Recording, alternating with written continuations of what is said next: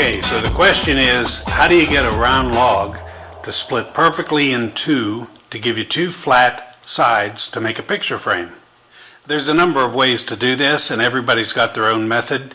In this case, I use a high-tech method that I'll explain here in just a second. What I've devised is a straight, level, squared board, and I've got it countersunk with different screw heights. So depending on the size of the log I'm ripping, I can get that in the center of the log. The idea is to attach the log to this square board and use this as my guide when I'm ripping it on the table saw. So then I line up my screw and I hold the board to make sure that it's staying flush against the square.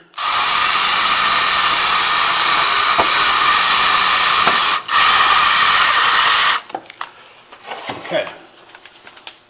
And then I do that same thing for the other screws. Now I use 2 or 3 screws depending on the length of the board, and I'm not worried about the screw holes since I'm looking at distressed and diseased lumber to give me the accents that I'm looking for.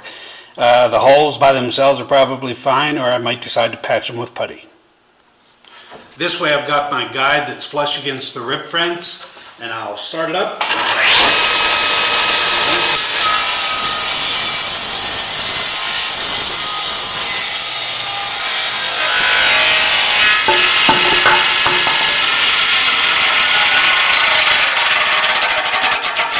So when you're done, you've got a rounded side and a perfectly flush side to use to guide me in making the picture frames.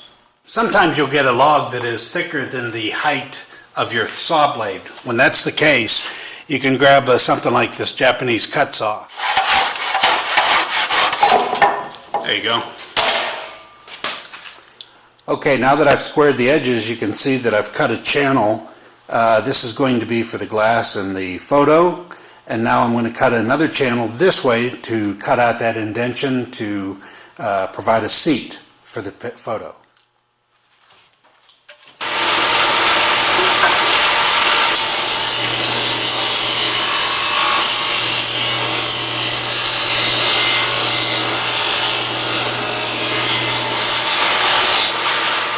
Well, what was once logs now looks more like log cabin siding. But they're going to make some really nice picture frames.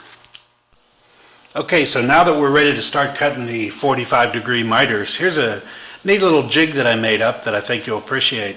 I've got a 45-degree angle piece of wood as a stop mounted on this board, and the board is secured against the backdrop of the cut saw.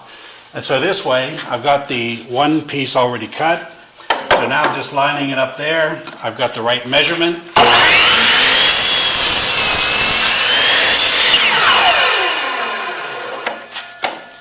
And so now there's the bottom piece of our frame.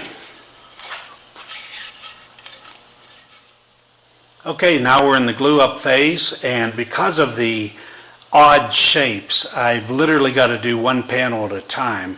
It's not the kind of thing you can put in a square clamp and just clamp it down, because your logs, the dimensions, the width, everything is different. So it's a matter of squaring up the sides, letting that settle and cure, and then going ahead and throwing on another piece.